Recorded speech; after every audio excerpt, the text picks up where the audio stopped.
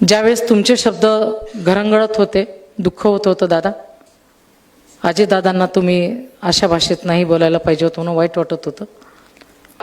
वाईट वाटून घेऊ नका महेश दादा, अजिबात वाईट वाटून घेऊ नका.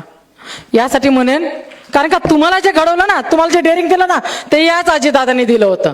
मला 2014चे तुम्ही महेश दादा आठवतायत, त्या पायऱ्यांवरती उभं असणारे आणि विलास लांडे पाटलांच्या समोर तुम्ही ज्यावेळेस मी तुम्हाला विचारलं खरंच तुम्ही फॉर्म भरणार आहात का, तुम्हाला येणारा काळ ठरवल.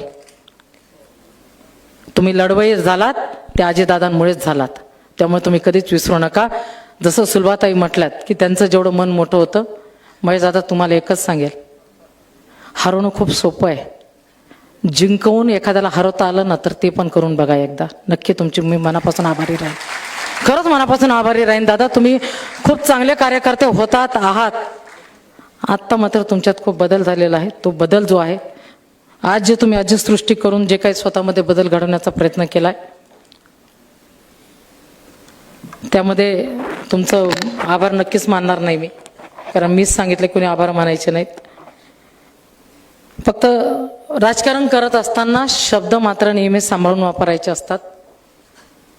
ज्यावेळेस तुमचे शब्द घरंगळत होते, दुःख होत होतं दादा, अजितदादांना तुम्ही अशा भाषेत नाही बोलायला पाहिजे होतं म्हणून वाईट वाटत होतं. पण एकदा माणसाला सत्ता आणायची नशा चढली की माणसं थोडीशी वेगळ्या वाटेने जातात. तुम्हीही गेलात.